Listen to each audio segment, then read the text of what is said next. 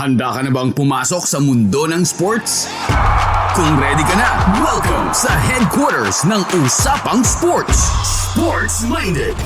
Saksihan ang inspiring, unfiltered moments kasama ang mga paborito mong athletes and sports legends at ang mga secrets to win mula mismo sa mga bigating coaches. Sports Minded. Uplifting stories.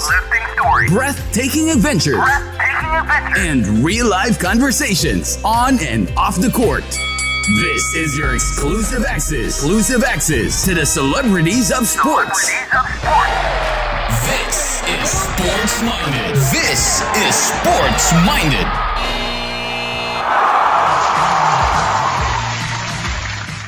Kayang-kaya natin na maka 3 points ng tagumpay kung magpo-focus at ididribble ang bola ng buhay sa tama.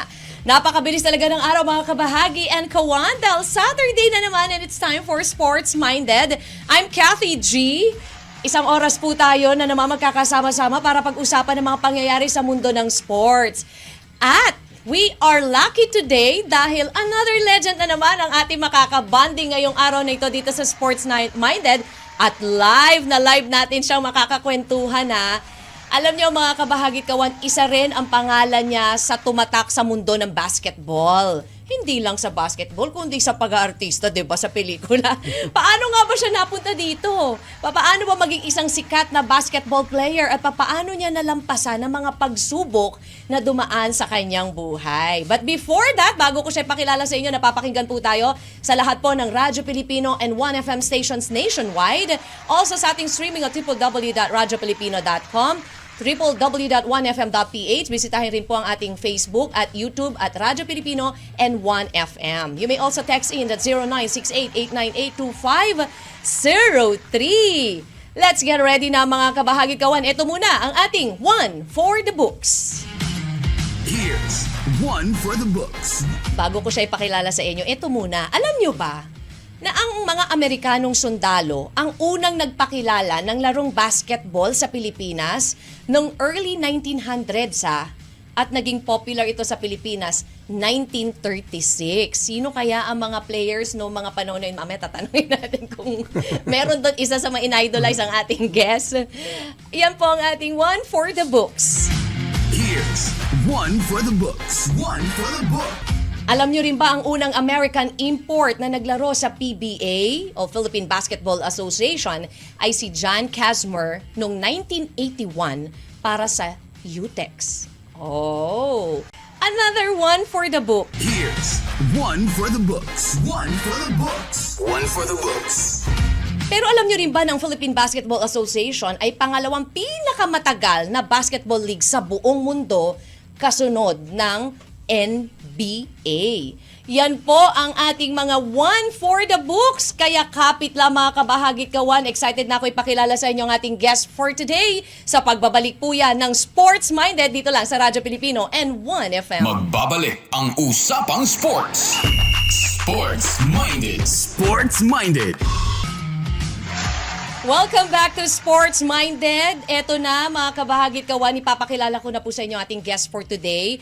Ang kanya lang naman pong career highlights and awards. Siya po ay PBA Champion 1991 Third Conference, 2 times PBA Comeback Player of the Year 1993 and 1997, 2 times PBA Mr. Quality Minutes 1997, 4 times PBA All-Star 1989, 1990, 1992, and 1996, PBA Mythical First Team 1990, PBA Mythical Team, Second Team, 1989. Ang kanya po mga pinanggalingan, Alaska, Santa Lucia, Formula, Shell, San Miguel Beermen, Pampanga Dragons, Pasig Rizal Pirates, Socsargen Marlins, FedEx Express, Token Tex Phone Pulse, at Red Bull Barako. Meron pa ba po ako nakalimutan?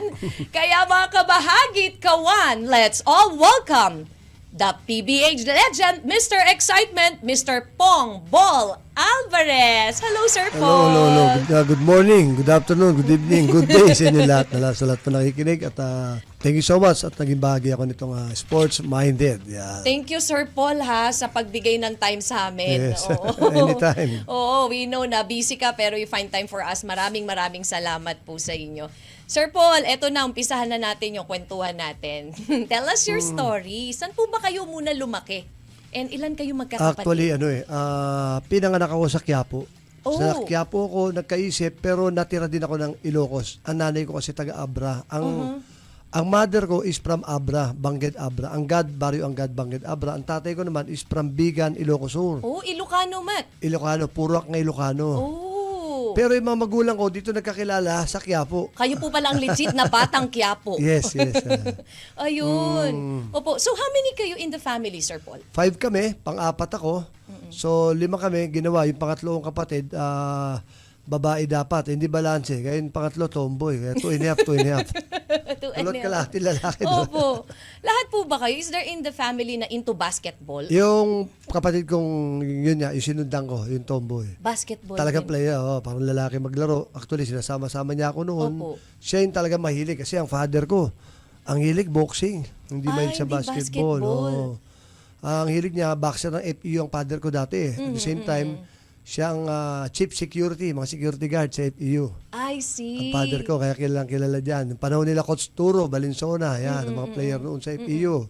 Nung time ng tatay ko, kaya barkada niya yung mga yan. Ayun. Malalaki po talaga kayo, no? Matatangkad. Or saan po kayo naman, ang grandfather ko kasi is Portuguese from Lisbon, Portugal. Oh. Tapos magikero siya. So, tatay ko, ang pinanganak sa Bigan, may na-magic na babae rin yung lolo ko. Tapos sa Isabela, may na-magic din na babae. So, may mga kapatid yung lolo ko. Yung airpat ko, may mga kapatid sa ama. Oh. Buong Pilipinas, maraming minagic yung lolo ko. Magikero. Kaya yun, kaya kahit saan may Alvarez. Oh. Batiin nyo, Sir Paul, yung ating mga kababayan dyan sa mga Ilocano. Naimbag nga malem, kada kayo amin ta abra, danong balog, nagata kasing singgagta, naimbag nga malem nyo amin ta, bigan man, amin nga Ilocano. Oh. Opo. Sir Paul, paano kayo napunta sa basketball? Mahilig na po ba kayo? Bata pa lang. You mentioned boxing talaga ang ano nyo. Pero at what age na napunta kayo Ako, sa 7 years old pa lang ako, naglalaro na ako. Oo. Alam mo naman dyan sa amin sa Quiapo rin, mga ligang basketball, lahat may mosquito, may midget. So talagang hindi nawawala yung liga. Opo. Pero nung elementary ako, nag-aral ako sa Polinario Mabini Elementary School, dito sa may Quiapo, no? Sa may Recto, malapit. Track and field ako. Okay. Simula grade 4, grade 5, grade 6, halos lagi akong manlalaro ng taon. Kasi nga, high jump, long jump, Oo. pati shot put, pinasok ko yan. Sepak takraw. Tapos, captain ball ako ng volleyball team nung elementary. Talagang doon Kasi ang yung ano school nyo. namin, walang basketball. Walang basketball, ah. Basketball lang, wala. So, yun talaga, pati yung 100 meter dash, yung harde, lahat, pinasok ko yan. Nung first year high school na ako, nag-aral ako sa Quiapo Parochial. Doon ako pinasok ng nanay ko dahil first time na siguro yun lang ang aral ko na nagbayad ng tuition yung nanay ko sa Parochial. Sabi ko nga awa ng Diyos pagkuha ko ng card ko sorry, repeat first year. So napaganda dahil nawala, na-kick out ako sa Parochial dahil siyempre malapit lang sa bahay namin yun So laging, ewan ko ba, pag may gulo-gulo rin ng araw, ganyan, lagi ako na opisina sa principal's office. napapatawag. So naano ko na bagsak sa madasalta. Alam mo naman nung araw, kaya naman lahat gawa ng paraan. Tapos minsan, nasa bahay ako sa Quiapo, dumating si Boy Clarino, yung dating PBA player Toyota. Nakita kainuman ng papa ko Nakita, sabi, sibilang taon na anak mo. 13 na. Sabi, pwede na yan. Yun, dinala ko sa UM. Oh, so doon po Sa nag-start? UM, University of Manila. So 13 anyos ako, nasa UM na ako. Oo. 13 ako nagsimula sa school, pero reserve lang ako for 1 year. Oh, so yun na yung Kasi- start ng ano nyo? Yes, doon ako nagsimula. Dahil si Boy Clarino kumuha sa akin. At that Oo. time, ang coach is si Coach Ato Tolentino, na player din ng Great Taste noon. Ayun, doon nagsimula, reserve ako. At that time, may makasama ko. Talagang mga, natakot ako kasi 5'6" and a half lang ako noon, nung 13 ako. Pagdating ko sa UM, lalaki, may mga Lalaki ka. 6'5", 6'3". High school naglalaro, nagulat ako. So yun, reserve muna ako 1 year. Ay, para lang i-observe. Yes, Opo. after a year, ayun na. Nag-14 ako, naglalaro na ako sa UM, kaya doon nagsimula ang karir ko. Oh. Sir, nung ba, yun nga, nag-start ang career nyo at the age of 13, 14, naisip nyo ba na someday, mapupunta kayo sa Philippine basketball? Ay, hindi talaga. Ang pangarap ko lang, like kong dinadasal is, sana ma-RP team ako. Pangarap ko kasi gusto ko maka-abroad. Iniisip ko noon, gusto ko mag-abroad na makalibre lang ng pamasahe, makapunta ng ibang bansa. Yun lang pangarap ko noon. Kasi alam mo naman, nung panahon ng Toyota Crispa, grabe ang sikat ng player noon Kaya talagang parang ang hirap nung, di ba? Masyadong Mahirap mataas. makapasok, Oo, opo, masyadong mataas expectations yung nila, ano mo, mataas. yung pangarap mo pagka ganun eh. So yun lang, RP team at the same time, siyempre, sa hirap din ng buhay, hindi naman kami mayaman. So, malaking bagay kasi yung player ka ng eskwelahan, scholar, Scholar, at may yes. allowance pa. Yun nga, yun ang maganda doon. Kaya nakakatuwa. Kilala ka pa sa school. Kaya heartthrob pa. Yes, oo. Kaya talagang pinagsikapan ko talaga maging player.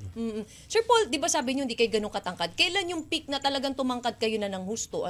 Ngayon, Nung 14 ako, may pumuntang taga-Panganiban.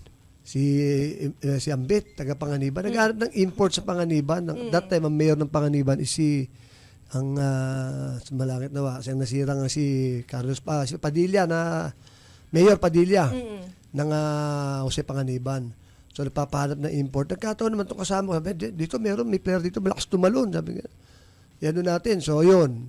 Napunta ako ng Bicol. Siguro wala pa akong nun, siguro mga 5'7" and a half pa lang. Kaya, pagdating ko doon, siyempre, nakatira ako sa bahay alaga ka na mayor. Doon ako sa bahay ng chief of police nakatira. Sap na kinakain ko. Sa totoo lang, in 3 months ako halos doon lumaki kayo Tumangkad ako. Pagbalik ko ng Manila, parang nasa 5'9" na ako. Oo, ganun kabilis yung Yes, doon ako biglang lumaki. Kasi nga, kinakain ko puro sariwang isda, bagong mga huli. fresh, no? Galing Pacific Ocean. Okay, Wow. talaga. Kaya Doon, pagbalik ko, galing ng Bicol, nakakadak na ako. Ang laki ng in-improve. Kaya, ko ng utang na loob yung Bicol dahil nga, dyan ako natuto talaga. Dyan nag-improve ang talent ko sa basketball dahil 3 liga yung sinalihan ko dyan eh. doon talaga nahasa kayo. No? Punta ako ng March, bago mag-whole week ng March, siguro second week ng March, nandun na ako. Umuwi ako rito bago mag-birthday ko ng June. So, second week ng June ako umuwi. So, almost 3 months ako dun. Talagang puspusan lang yung pag-ano nyo. Araw-araw basketball. 3 liga yun. Sinalihan ko. Would you say, Sir Paul, na yung pagiging part, like, di ba sabi nyo, nag-track and field kayo nakatulong ba yon sa pagiging player nyo? Yes, pero ang talaga importante, siyempre yung bilis. Yung likse, yes, opo. Pero importante talaga is yung yun din, yung mga high jump ko, long jump, talon. Ang hilig ko sa talon eh. Mahilig ako sa talon talaga. Kaya yung pinag-igiyan ko talagang nag-practice talaga akong, yung ngayon nga nakikita ko may mga plyometrics na, yun ang ginagawa ko noon. Ina-adapt na lang ngayon.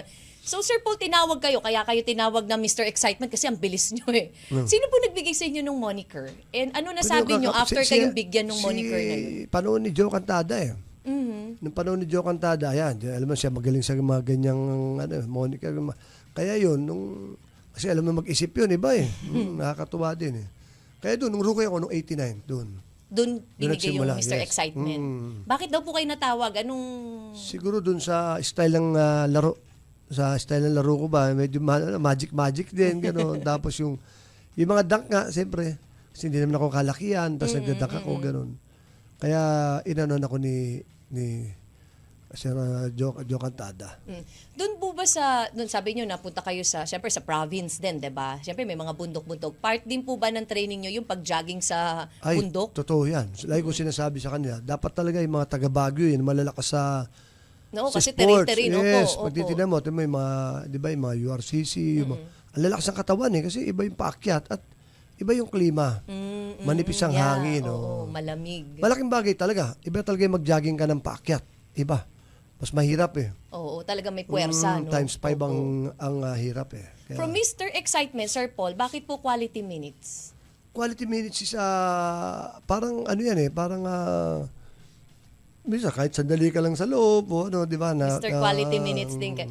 Binibigay nyo lahat yung Yes, effort nyo. O malalaman natin mamaya kasi meron tayong tanong kay Sir Paul na kung bakit siya naging quality minutes at yung pinapakita niya sa court, ibang klase. Sir Paul, nung nandun na kayo syempre sa PBA ano yung pinaka-memorable na game sa inyo nung naglalaro kayo? Siyempre, yung gumawa ko 71 points. Medyo hindi ko actually sinabi sa akin yung third quarter pa lang sinabi sa akin kay Boss Waki Trillo na naka 50 plus na ako. Ang problema nung nalaman ni Ronnie Nathaniel parang 50 plus na ako kalaban siya kasi na that time manager siya ni Benji. So parang ayaw niya ako pa-record din. Pag pa-record ng mabura ko yung record ni Alan ganun. So talaga pinabantayan nila ako ng gusto na. 71 kasi alam points. mag-record ako Oo. Kaya talaga binantayan na ako ng Shell nung mga fourth quarter lang ng fourth quarter. Ano yung Sir Paul? Puro 3 points ang ginawa Hindi, nyo? walang 3 points yun. Talaga. Puro 2 points. Iba, parang kayo na lang yung lumaro ng bongga dun sa sa Actually, yan hanggang ngayon, hawak ko pa rin yung most 2 points field goal na record hanggang ngayon. Kasi nabura na ni Alan yung 71, 79, pero yung most 2 points field goal. Akin kasi walang 3 points yung sa akin. Puro lang, pero ibang klase ha. Kayo na po talagang parang nun, lumaro ng buong buo. Sabi ni Coach Tim Cone, according to Coach Tim Cone, isa po sa naging coach nyo si Coach Tim, right? Sa Alaska. You were the most talented player he ever handled. Ano po masasabi nyo doon? I'm very, very thankful to coach sa Tim Cone. Talagang sobrang nakakataba ng puso. No? Kasi isipin mo, hindi tayo nasama sa 25 greatest, hindi tayo nasama sa 40 greatest basketball players sa Pilipinas, tapos biglang pupurihin ka ng ganun ng pinakamagaling. Wala nang question. Pinakamagaling na coach. Pupurihin ka ng ganun na siguro naman, totoo naman siguro galing sa puso niya yung sinabi niya. Thank you so much. Talagang nakakataba ng puso. Talagang sobrang tawag dyan. Nung nabasa ko nga yun, napanood ko, pati ako hindi ko alam paano ko siya pasasalamatan Kasi nakakatuwa talaga. Nakakatuwa. Sobrang hindi mo Hindi ko alam kung anong saya yung binigay sa akin ni Coach Tim at parang nabuhay yung karir ko kasi kapwa ko player. Minsan pag naglalaro kami sa probinsya, pag pinakilala ko, like nung naglaro kami nila Willie Miller sa Bicol, binanggit ni Willie, siyempre may mga player din naman na minsan kahit magkakalaba kami, papag din sa ganyan, humble pa rin, ganun. Si Willie, binanggit niya nga na, ito pakikilala ko sa inyo. Ito pinaka-talented na player, sabi ni Tim Cone. Sabi niya, totoo yan. Sabi ni Tim, ganun yung nakakataba talaga ng puso. Nakakatuwa kasi parang appreciated yung effort niyo, sir. Yes. Kaya nakakatuwa. Ano po yung syempre si Coach Tim, yun nga, na-appreciate niya, nakita niya talaga yung galing niyo sa basketball Ano yung best advice po sa inyo ni Coach Tim nung naglalaro pa kayo? Nung naglalaro pa ako? Si Coach kasi sobrang... Ako kasi nung naglalaro ko, kahit championship na, minsan pag may imbitasyon ako, hindi ko talaga hinihindihan. One time, nagpa-practice kami, game kami kinabukasan, nandiyan naghihintay sa akin dahil may guesting ako sa Nueva Ecija.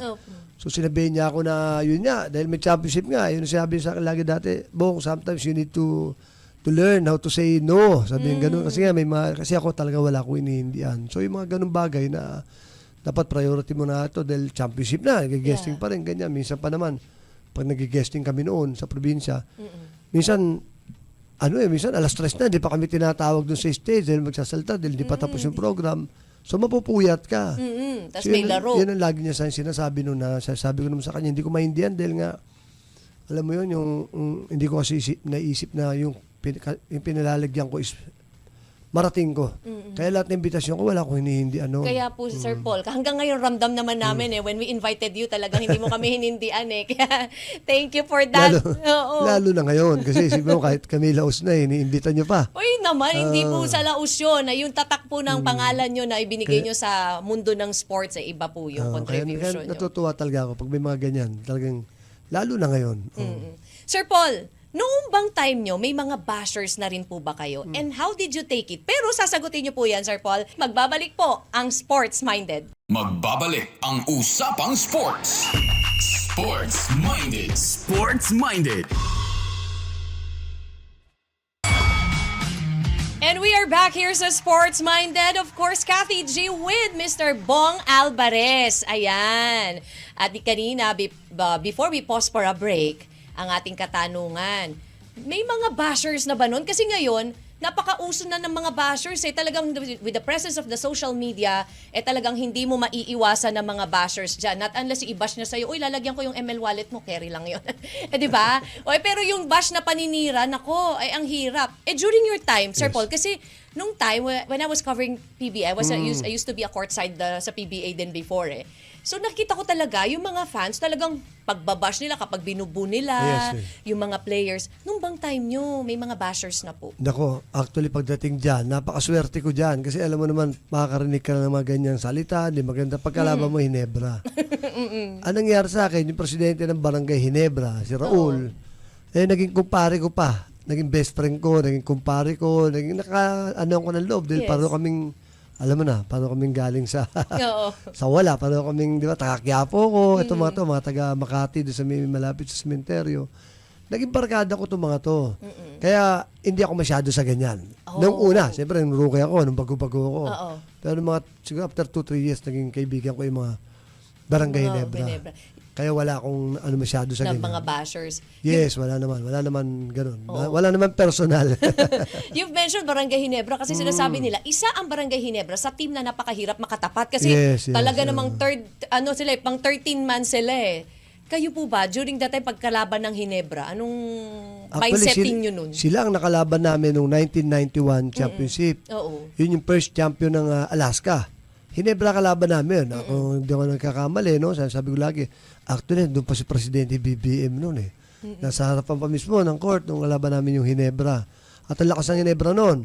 So, siyempre, ang crowd, kanila talaga. Oo. Kami, kamag-anak lang namin yung pansang Alaska, kami lang. So, mahirap talaga, pero mas nakakagana din kalaban.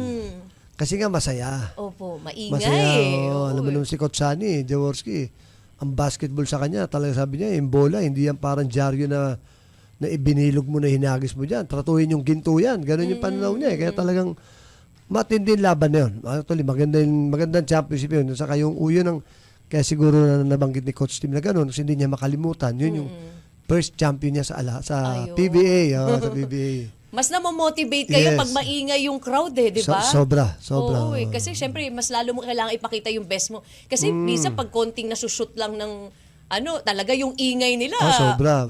Ginebra. Aaway na talaga, Kahit di ba? after the game. Meron pa.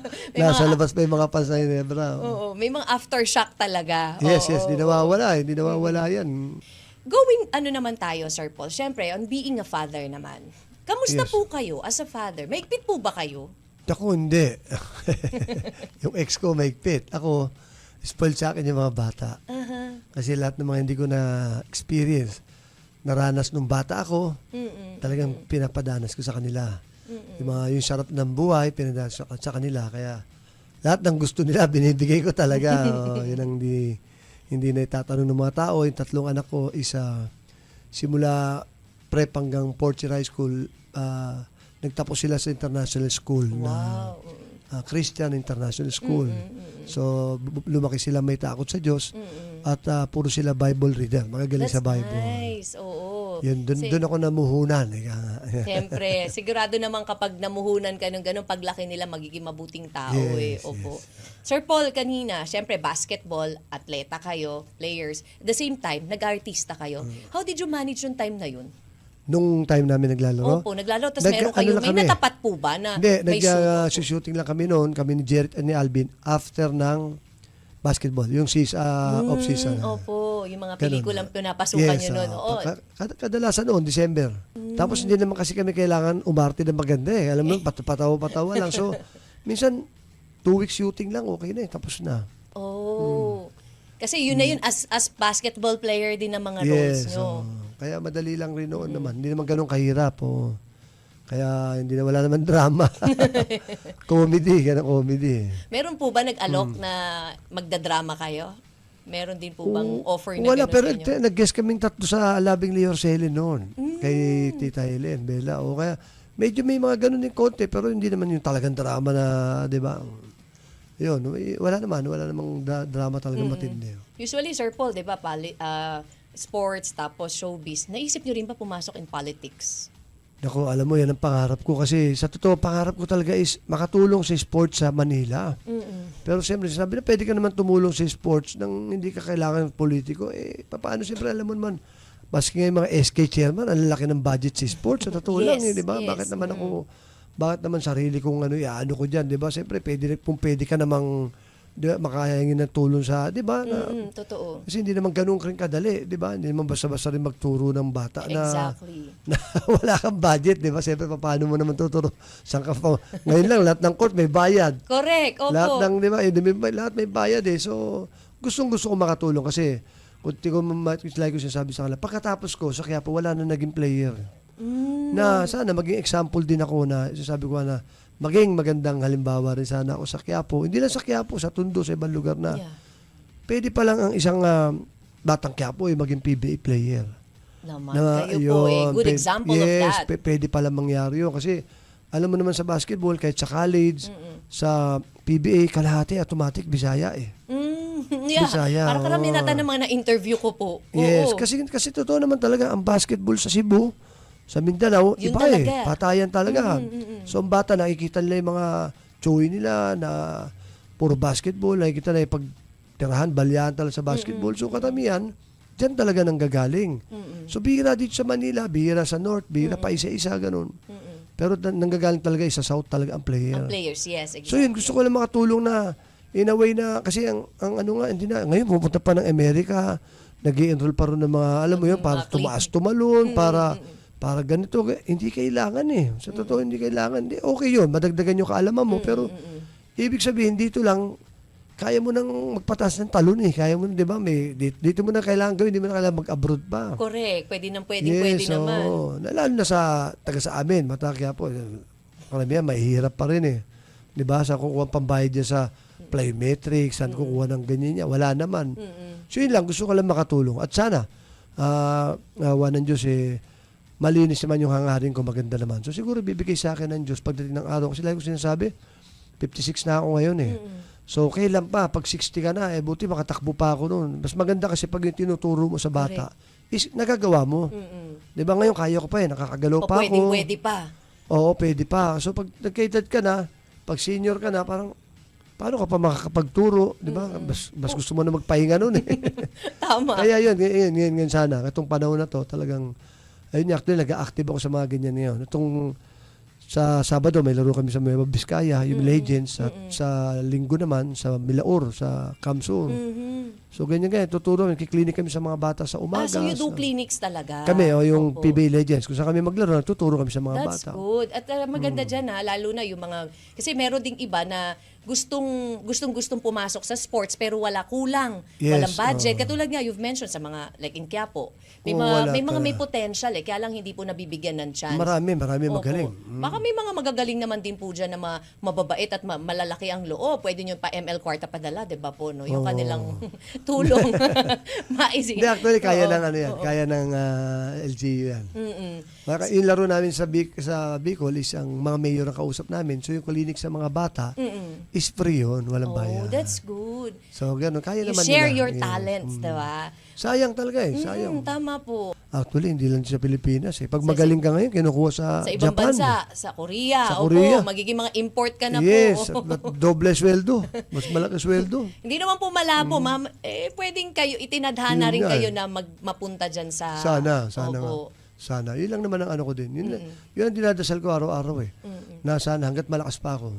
Mabigay nyo pa, Kaya share pa. nyo yung talent nyo. Yes, so. Sir Paul, dun sa mga anak nyo pala, going back to your kids, may mga players din, may anak po ba kayo 3 babae anak ko Meron po bang nangarap na maging ano? Wala wala. Puro aral yung mga anak ko Aral talaga. Tsaka artista. Artista, Magaganda Opo. Yung panganay ko nag-artista. Yun nga. May ginano siya ngayon, may bago siya kanta na within a week lalabas. Next week yun.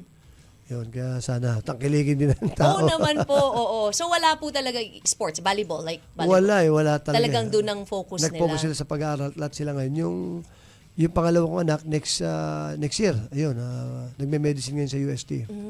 Kaya, paano, may doktora na akong anak next year. Oh, wow.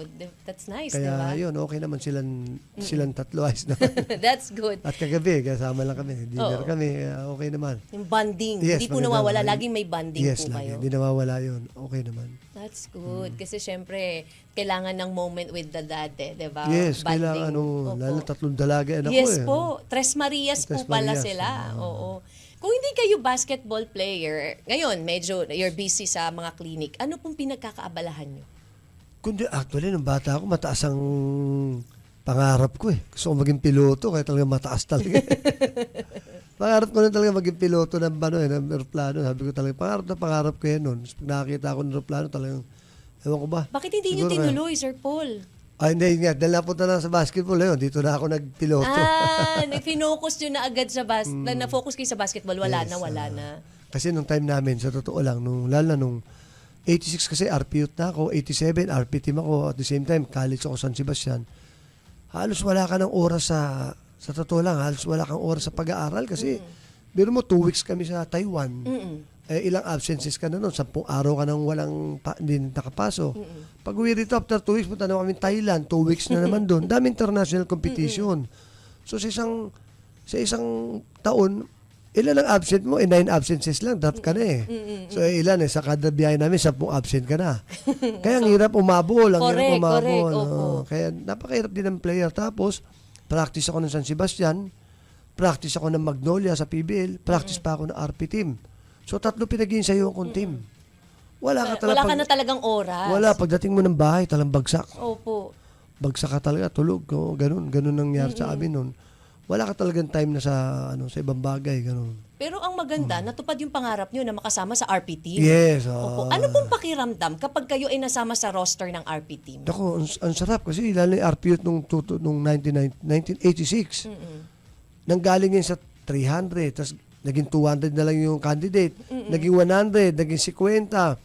Sa totoo lang, di pa nagsisimula. Alam mong kasama ka sa 12 na lineup. Sa akin, sarili ko, alam ko, sigurado na ako dyan. Sa 12 sa isip ko.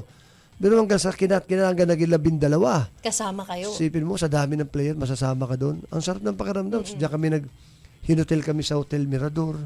Noong araw dyan sa May Malate. Libre pagkain, sarap ng kinakain. Grabe, doon kami nakatira. So iba, ang sarap ng pakiramdam na nakakataas ng... Pero may pressure ba, Sir Paul, pag member ka ng RP team compared to the local player ka Yes, dito? pressure, pero at the same time, alam naman ng mga tao, kalaban namin China, championship sa Rizal Memorial. Yung point guard ng China, kasi laki na ni Benji, mga point guard, ang lalaki, di ba? Mayroon sila 6'10", 6'11 na mga players. Yung nga nila, di ba? Sobra, hindi talaga kumbaga nung time na yun, talagang Matatangkad hirap. sila. So silver medal lang kami noon. Silver medal noong 1986.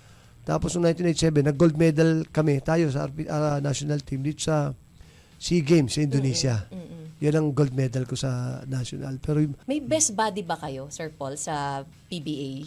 yes, ang talagang buddy-buddy ko na yun nga, nakasama ko simula high school is si Eugene Kilban.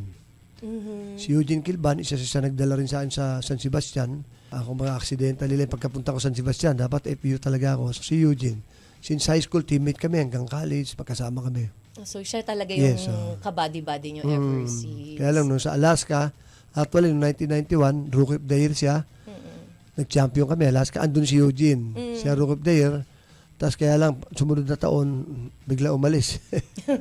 Umalis, kaya sayang. Doon lang ako nang inayang. Sana hanggang PBA, magkasama kami dalawa. Sino naman po ang masasabi nyong best defender nyo sa PBA nung naglalaro kayo? Pero Sir Paul, pause po ulit tayo. We'll just hang and pause for a break. Magbabalik ang Sports Minded. Magbabalik ang Usapang Sports. Sports Minded. Sports Minded. Nagbabalik po kami ni Sir Paul Alvarez dito sa Sports Minded. Ayan, before we proceed to our slam book, eto muna, sino yung best defender nyo nun sa PBA? Actually, ako, hindi kasi ako naniniwala sa magaling dumepensa. Meron masipag dumepensa at saka siyempre, alam mo, mga enforcer. Yan, yung mga tirador. Talagang hindi mo maiwasan yan. Pero yung magaling dumepensa, para sa akin, siguro pinakamasipag dyan dumepensa na yung lagi na sa harap mo lang, hindi nawawala. Si Jeffrey Carriazo. At si Freddy Abuda kasi teammate ko eh. So si Carriazo. Pero pag yung mga enforcer naman nakakatakot pag binantayan ka talaga parang gusto mo na umuwi eh. Yan, sila Rudy Distrito, Onchi de la Cruz. Yan talaga mga... Sir po yung paborito nyong binabantayan? Paborito kong binabantayan? Naku, usually kasi minsan sa import ako pinababantayan ni Coach Tim noon. At saka kung hindi, doon sa magagaling na kalaban, doon ako pinababantay. Kaya hirap na hirap ako noon eh. Kasi tiwalang-tiwala po sa inyo Yes, si Coach Tim. Opo, kaya naman talagang alam niya pag binantayan nyo, siguradong bantay sarado. Sir Paul. Ayan, nako po, ang dami pa naming itatanong sana sa inyo, Sir Paul, pero we'll give chance sa ating mga listeners sa kanilang mga questions din. Kaya, let's get ready sa ating Slam Book. Slam Book. Slam Book. Sabi po ni Steven Briva, gaano po kahalaga sa inyo ang second chance? Second chance? Siyempre, mas matibay yun. Mahalaga talaga yun. Pag second chance, siyempre, iba yung ano mo ron eh. Di ba? Mas matibay para sa akin. In love. Iba yun eh. Si Andy Vizcarra po, ano yung mga sinakripisyo mo sa buhay na hindi mo pagsisisihan? Marami. Siyempre, lahat ng... marami kasi akong ginawa na hindi alam ng tao eh. Na talagang sakripisyo ko na hanggang ngayon, hindi ko pa rin... Kung maulit man, sabi ko, hindi ko pa rin babaguhin yung pa rin ako. Kaya lang, yung mga aral is... iniwan ko. 'Di ba? Pero yung mga ginawa, gagawin ko pa rin paulit-ulit. Kasi masyado akong maluwag sa tao. Wala nang naglalaro. Grabe lahat ng lumapit pumunta sa bahay ko. Minsan kahit last money ko na lang, bibigay ko pa eh. Masyado po pala kayo mabait noon. Kaya siguro, kung mangyari, gagawin ko pa rin. Pero at least ngayon, alam mo na. Kasi kung sino yung tamang tao, at saka kung, di ba, imbis na mas makakatulong ka pala sa ibang bagay bukod doon. Si Dave Rubino po, sino yung hinahangaan mong NBA player mula noon hanggang ngayon? Ay, siyempre, Michael Jordan talaga. Pero unang-una noon, nung college ako, number 6 ako, si Dr. J. Tapos yun nga, dumating na si Jordan, Olympics, yung Barcelona. Ayan, si Michael Jordan. At sa Pilipinas naman, sa NBA ito, sa Pilipinas, yun, alam naman ng lahat, Samboy Lim. Talaga isa sa, nag-influence sa akin sa basketball, si Samboy, si Idol Sam. Dahil nga siya yung unang-unang Pilipino nagdadak na 5'11 na nagti-360. Oh, ibang klase Yes, talaga. Siyempre, di ba? The Skywalker. Yes. Oo. Basketball si Samboy, si Idol.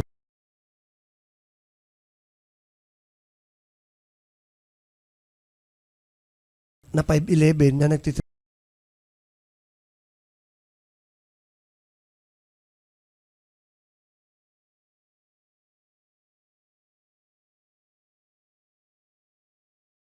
basketball si Samboy, si Idol.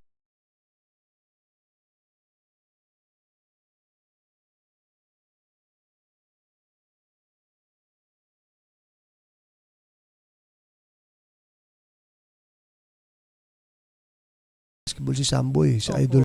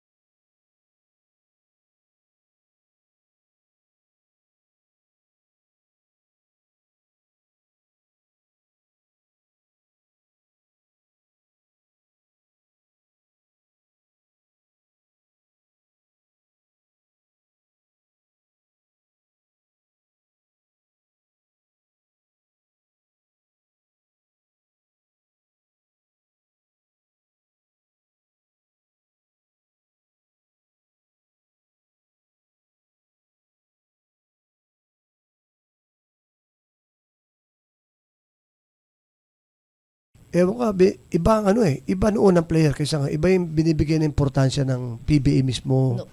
ng liga, iba yung, alam mo yun, iba yung, nung araw, sumulpot lang yan sila, atoy ko, sila, nung hindi na sila naglalaro, nung kami na, talaga makikita mo yung crowd nagkakagulo, kasi nga, parang bumisita silang ganun. Ngayon, wala na parang, wala. So, masasabi mo ba, Sir Paul, na mas exciting ang PBA noon compared Ay, ngayon? oo, malayo talaga. Malayo.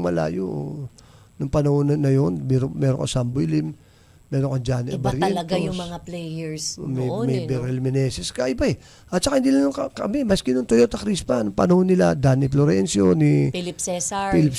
ni si Rudy Soriano. Ang gagaling na player noon, Arnie Tuadles. Sobrang, para sa akin, bas talented sila noon kaysa sa amin. At kaysa ngayon, ibang player noon. Talagang, nakafocus talaga Yes, sa oo. paglalaro. Naku, let's get ready na po sa ating fast break. Fast break. Fast break. Fast break. Sir Paul, ito po, mabilisang sagot lang po ito. First question. Speed or power? Power. Lights on, lights off. Lights on. Laban o bawi? Laban. Favorite team sa PBA? San Miguel. Complete the sentence. Bawal sumuko para sa aking Kinabukasan. sports or public service. Public service. No sleep or no food? No food. From 1 to 10, gaano ka kagaling mag-slam dunk? 8, 9. Unfollow or unfriend? Unfriend. Paboritong ulam na may sabaw? Bulalo. MVP or VIP? MVP. City life or province life? Province. Depensa or opensa? Pareho. Depends offense. More time or more money? More time. Complete the sentence. Ako si Bong Alvarez. Siyempre, ako ay... Isang tawang gawa. Maraming salamat, Sir Paul, sa pagsagot po and for being a good sport po Thank you. sa aming mga katanungan. Pero bago ka namin Okay. bitawan, Sir Paul, your message muna para dun sa mga kabataan aspiring to be like you. Sabaw.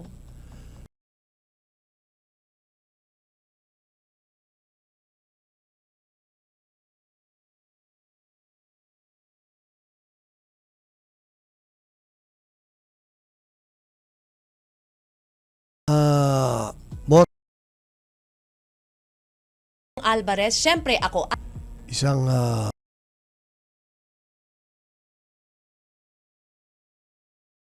Good po and for being a good sport po. Thank you.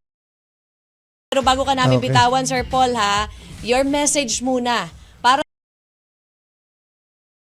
sabaw.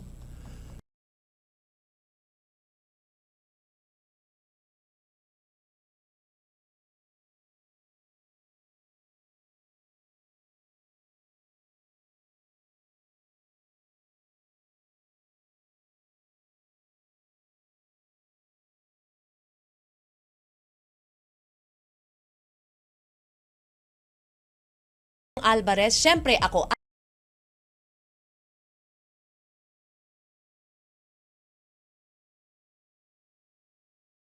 A good sport po. Thank you. Paul, your message muna